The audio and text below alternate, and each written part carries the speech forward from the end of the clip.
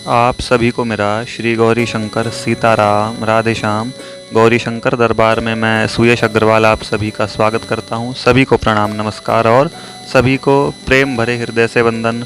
भगवान श्री गौरी शंकर जी की कृपा सभी भक्तों पर सदैव बनी रहे। तो जैसा कि आप सभी इस वीडियो के टाइटल पे पढ़ पा रहे हैं, मैंने लिखा है भगवान का माया जाल, है ना। चलिए इस विषय को समझते हैं, देखना आपको बड़ा मज़ा आएगा। तो एक बारी क्या हुआ, एक महात्मा जी थे और उनका एक शिष्य था। अब उस शिष्य ने अपने महात्मा जी से मतलब अपने गुरुजी से एक प्रश्न किया कि गुरुजी आप मुझे ये बताओ, इस दुनिया में कितने तरह के लोग होते हैं। How many categories of peoples there are.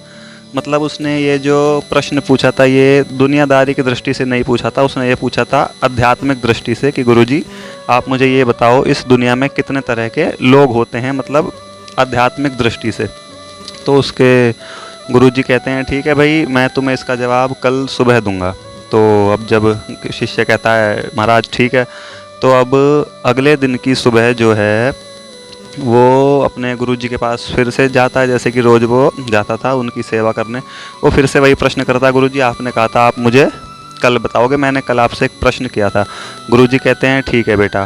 तो वो अपने शिष्य को एक ना नदी, तेज बहाव वाली नदी के पास ले जाते हैं और साथ में ले जाते हैं मछली पकड़ने वाला जाला। तो वो गुरुजी कहते हैं चलो मैं तुमको तुम्हारे प्रश्न का उत्तर देता हूँ। अब भाई वो अपने शिष्य को लेकर के नदी के पास ले जाते हैं और नदी में कहते हैं इस जाल को फेंको। वो शिष्य जो गुरुजी कहते रहते हैं वो भाई करता रहता है। वो सोचता है पता नहीं गुरुजी ये उत्तर दे रहे हैं या क्या कर रहे हैं, कुछ अपना काम करवा रहे हैं, वो कुछ ऐसा सोचता है। तो वो उस नदी में जाल को फेंक देता है। अब जब नदी में जाल फेंकेगा तो भाई उसमें मछली भी फंसेंगी, क्योंकि वो मछली पकड़ने वाला ही जाल है। उसमें मछलियाँ फंस गई काफ़ी तरह की और काफ़ी सारी, मतलब। तो अब उसके गुरुजी उस शिष्य से ये पूछते हैं कि भाई अब तुम ध्यान से देख करके मेरे को ये बताओ इस जाल में कितने तरह की मछलियाँ फंसी हैं। अब वो कहता है ठीक है। वो बड़े गौर से ध्यान से देखता है, ऑब्जर्व करता है जाल के अंदर। तो वो कहता है गुरुजी इसमें मतलब देखने में तो सभी एक प्रकार की हैं, मतलब सबकी दो आँख हैं और ये सब वो है, मतलब मछली का हुलिया सा उसने बता दिया। कहता है सारी देखने में तो एक ही प्रकार की हैं क्योंकि सारी मछलियाँ ही हैं।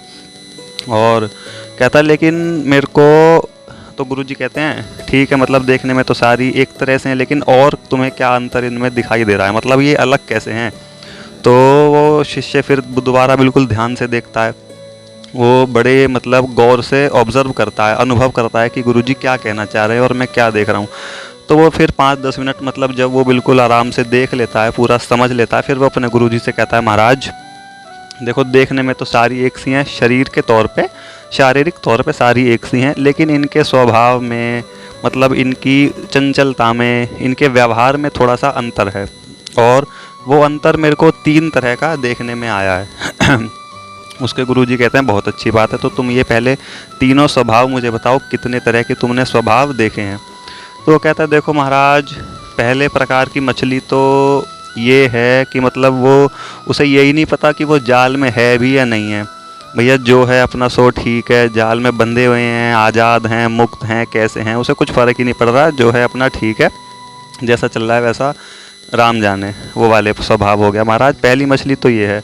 अब देखो दूसरे प्रकार की मेरे को कुछ ऐसी दिख रही है कि उसको पता है कि वो जाल में फंसी हुई है, वो एक आध बारी 2-3 बारी उसमें से निकलने का प्रयास भी करती है, मतलब अपनी कोशिश लगाते कि मैं भाई इस जाल में से निकल जाऊं किसी तरीके से। लेकिन जब 2-3 बार की ही कोशिश में वो सफल नहीं हो पाती तो फिर वो छोड़ देती है अपने आप को अपने ही हाल पर कि जैसे है ठीक है। वो भी कहती है भाई जाल में फंसे हुए हैं, छोड़ो, बात खत्म। कहता है महाराज देखो तीसरे प्रकार की मछली मुझे वो दिखाई दे रही है जो बहुत ही छटपटा रही है, मतलब तड़प रही है। उसे पता है कि वो जाल में फंसी हुई है, बंधी हुई है, जकड़ी हुई है, खूब प्रयास कर रही है, अपनी मेहनत कर रही है भाई साहब बढ़िया वाली कि मैं इस जाल में से किसी भी तरह बस निकल जाऊं। लेकिन वो भी नहीं निकल पा रही है, सफल नहीं हो पा रही है। गुरुजी कहते हैं बहुत अच्छी बात है, तुमने बिल्कुल सही देखी है।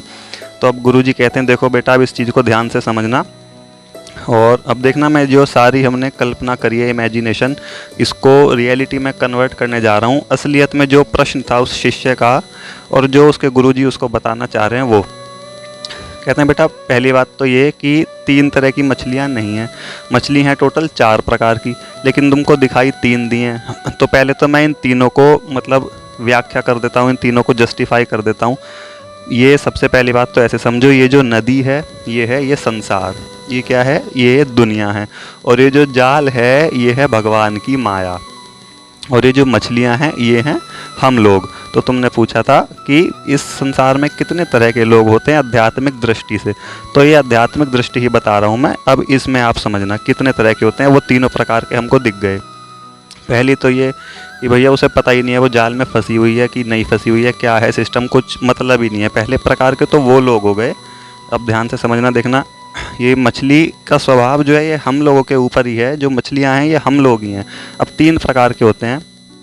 कहते हैं कि पहला तो वो जिन्हें पता ही नहीं है, मतलब ईश्वरीय सत्ता से कुछ मतलब ही नहीं है कि भगवान होते भी हैं नहीं भी होते हैं, भजन पूजा पाठ सत्संग कुछ होती है नहीं होती है, कुछ अपना वही सिद्धांत होता है ना, खाना कमाना पकाना और बात ख़त्म। जो अपना व्यर्थ मतलब यूं ही इधर उधर की बातों में भैया ज़िंदगी पूरी शुरू करी और ऐसे ही जवानी बीत गई, बुढ़ापा बीत गया और मर गए, कोई फ़र्क ही नहीं पड़ा उन्हें, यही नहीं पता चला कि वो माया जाल में फंसे हुए हैं, बात ही ख़त्म। अब देखो दूसरे स्वभाव की मछली, ये वो लोग होते हैं जो मतलब जिन्हें पता चलता है, थोड़ा बहुत अनुभूति होती है, कुछ अच्छे पुराने कर्म होते होंगे भाई उनके हिसाब से, थोड़ा बहुत उन्हें पता चलता है सच्चाई कि हाँ ये सब कुछ एक जाल की तरह हम जकड़े हुए हैं, दुनिया में फंसे हुए हैं, मोह माया में पूरी में। तो एक दो बार भजन सत्संग पूजा पाठ थोड़ी बहुत करते हैं, लेकिन वही जैसे स्वभाव मछली का बताया था उस शिष्य ने अपने गुरुजी को, कि कहते हैं ना निरंतरता ना होने की वजह से, मतलब नियमित ना होने की वजह से वो उस चीज़ में जाल से निकल नहीं पाते, यानी कि सफल नहीं हो पाते। एक दिन भगवान का नाम ले लिया, 2 दिन ले लिया, 3 दिन कहते कुछ हो ही नहीं रहा, भाई छोड़ो ये सब तो कुछ नहीं है। तो ये दूसरे तरह के वो लोग हैं। अब तीसरे प्रकार की मछली वो हुई जो निरंतर प्रयास कर रही है, यानी कि उनको पता है कि भाई हम जाल में हैं, दुनिया में हैं, भगवान की माया में फंसे हुए हैं, हमारा मेन उद्देश्य, मुख्य उद्देश्य क्या है कि हम इस जगत को छोड़ छाड़ करके सब सेवा पूजा पाठ कर करा करके भगवान के पास पहुंच जाएं, आखिर में हमारे पास यही बचता है कि नहीं।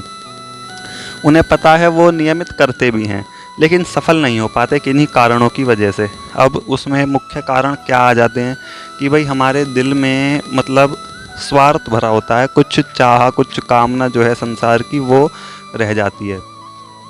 इसको मछली की ही भाषा में जैसे उसके गुरुजी ने उसको दिखाया, महात्मा जी ने अपने शिष्य को, ऐसे समझो कि वो जो तीसरे स्वभाव वाली मछली है वो निकलना चाह रही हो जाल में से, इस रीज़न से कि उसको जाल के ही अंदर का कुछ चाहिए। तो फिर फ़ायदा ही क्या हुआ भाई, हम भगवान के पास जा रहे हैं, भगवान की पूजा पाठ कर रहे हैं कि हमको कुछ दुनिया का कुछ दे दो, तो वो चीज़ फिर उस चीज़ का फ़ायदा नहीं है। भगवान भी वो चीज़ दे देते हैं लेकिन अपने से फिर दूर ही रखते हैं। जब उसका मन ही नहीं है अब भगवान में, तो फिर दुनियादारी में हिसाब किताब है, तो फिर अपने पास रख के क्या करेंगे। शिष्य कहता है वाह गुरुजी, मेरे सारी बात बिल्कुल अच्छे से समझ में आ गई, ये तीनों तरह के लोग जो हैं मेरे को समझ में आ गए कि ऐसे होते हैं। अब उसके मन में लेकिन एक शंका रह जाती है, कहता है गुरुजी आपने कहा था 4 प्रकार की मछली हैं, लेकिन ये तो 3 हो गई, अब चौथे प्रकार की कौन सी है वो आप बताओ।